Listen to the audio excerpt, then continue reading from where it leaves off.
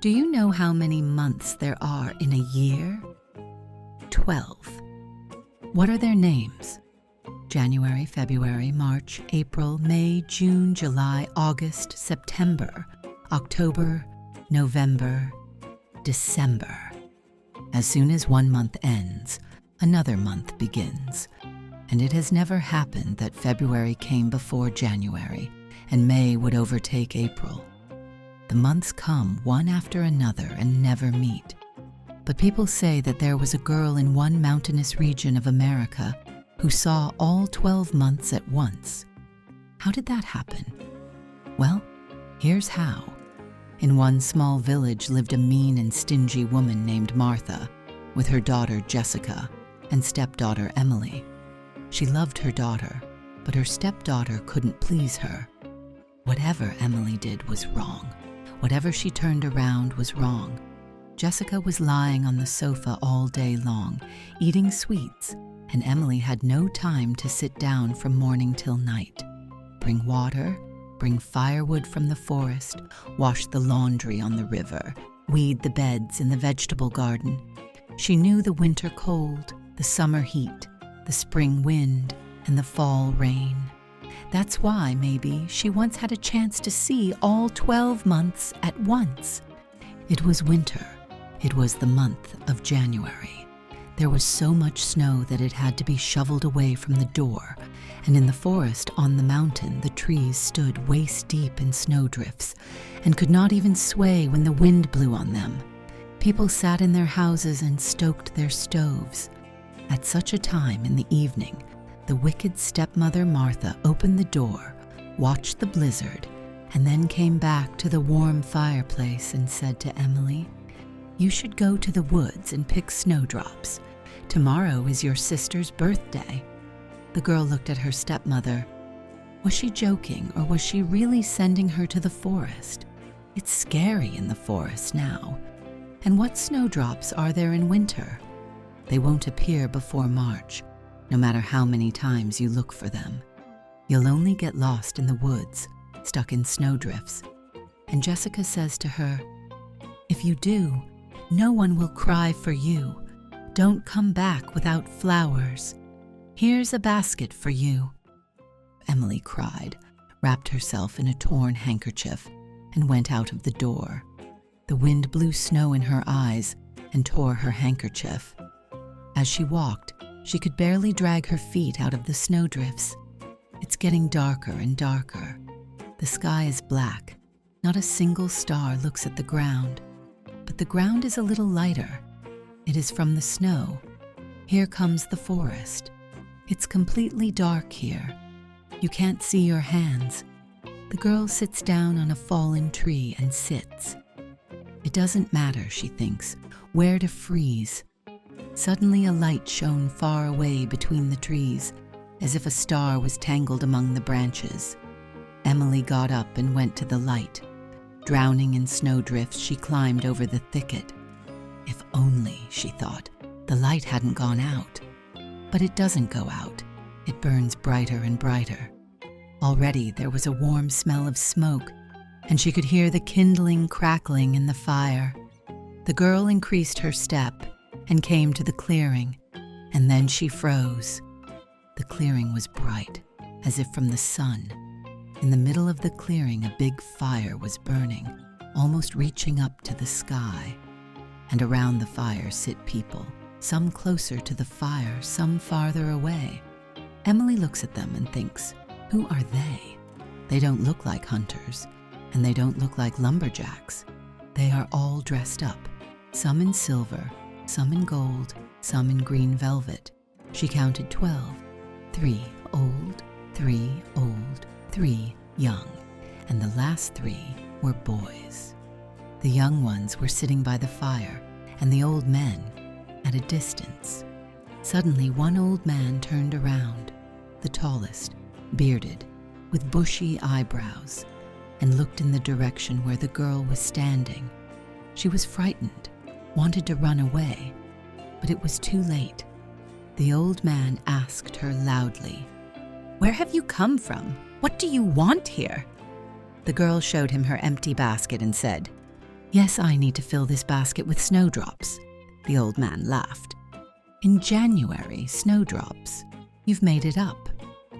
I did not make it up, answered Emily, but my stepmother sent me here to get snowdrops and did not tell me to return home with an empty basket. Then all the 12 looked at her and began to talk among themselves.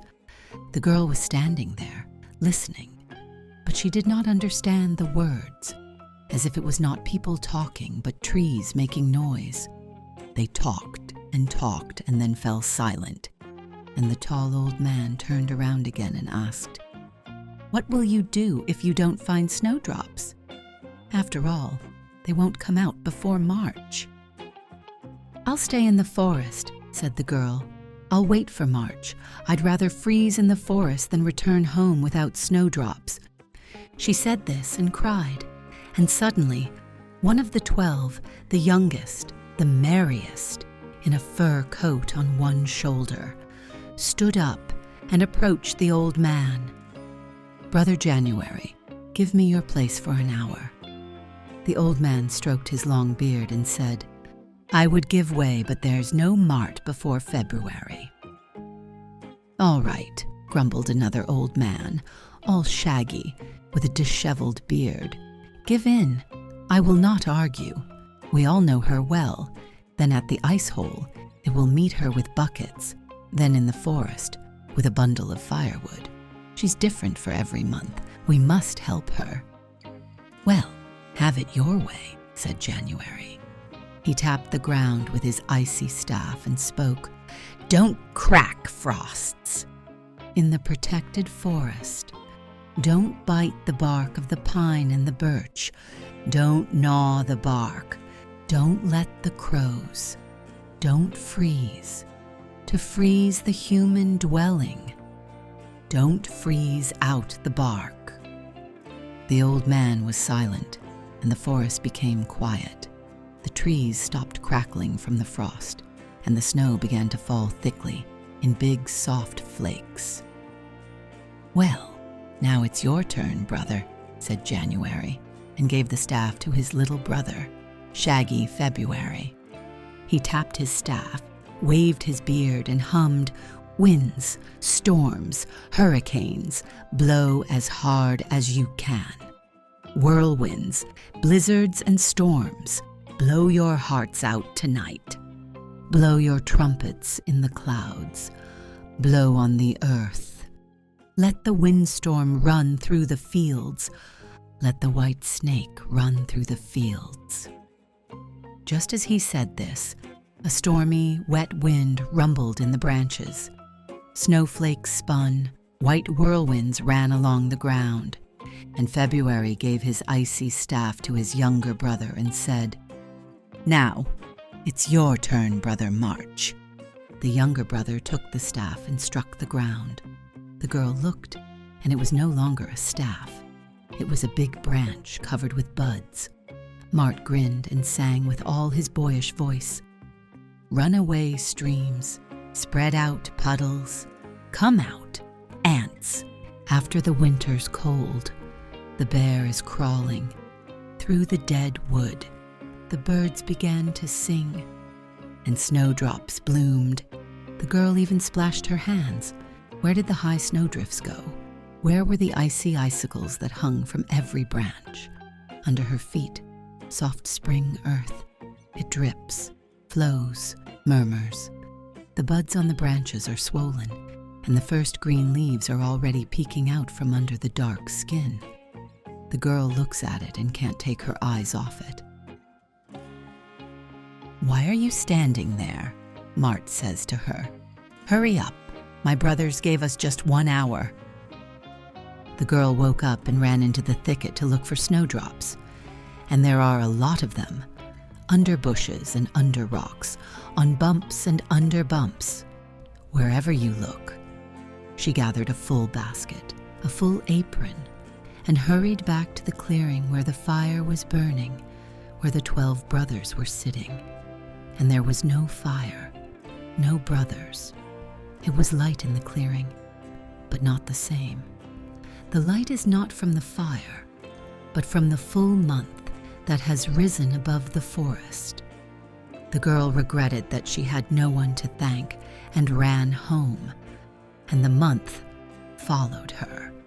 She ran to her door, unable to feel her feet, and only when she entered the house did the winter blizzard howl again, and the month hid in the clouds. "Well," her stepmother Martha and sister Jessica asked her, "have you come home yet? Where are the snowdrops?" Emily answered nothing, but poured snowdrops from her apron onto the bench and put the basket beside it. Stepmother and sister gasped. "Where did you get them?" The girl told them everything as it was. They both listened and shook their heads, believing and not believing. It's hard to believe, but there's a whole bunch of snowdrops on the bench, fresh and blue. They smell like the month of March. The stepmother and her daughter looked at each other and asked, "Didn't they give you anything else for months?" "I didn't ask for anything else." "What a fool, such a fool, says Jessica.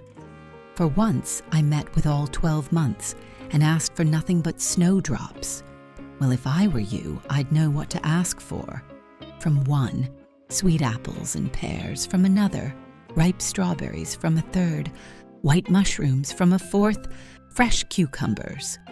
"Good girl," says Martha. "In winter, strawberries and pears are priceless.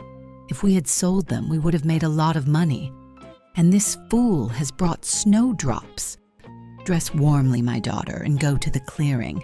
They won't fool you, even if there are 12 of them, and you're the only one." "Where are they?" Jessica answered, and she put her hands in her sleeves and her handkerchief on her head. Her mother shouts after her, "Put on your mittens, button your jacket." And her daughter is already outside the door. She's gone into the woods. She's following Emily's footsteps, hurrying. "I can't wait," she thinks, "to get to the clearing. The forest is getting thicker and darker. The snowdrifts are higher and higher." "Oh," thought Jessica, "why did I go into the forest? I'd be at home in a warm bed, and now I have to walk and freeze. I'll be lost here." And just as she was thinking this, she saw a light in the distance, like a star tangled in the branches. She went to the light. She walked and came to a clearing. In the middle of the clearing, a big fire was burning, and around the fire sat 12 brothers. 12 months. They sit and talk quietly. Jessica came to the fire, did not bow, did not say a friendly word, but chose a place where it was hotter and began to warm herself. The brothers' months became silent. The forest became quiet. And suddenly January month banged his staff on the ground. "Who are you?" he asked. "Where did you come from?" "From home," Jessica answered. "You gave my sister a whole basket of snowdrops, so I followed in her footsteps." "We know your sister," says January month, "but we've never seen you before. Why have you come to us?" "For presents. Let June month pour strawberries in my basket and bigger ones, and July, fresh cucumbers and white mushrooms, and August, sweet apples and pears, and September, ripe nuts, and October." "Wait a minute," says January. "There will be no summer before spring, and no spring before winter. It's a long way to June month. I am the master of the forest now. I will reign here for 31 days. "He's so angry," says Jessica.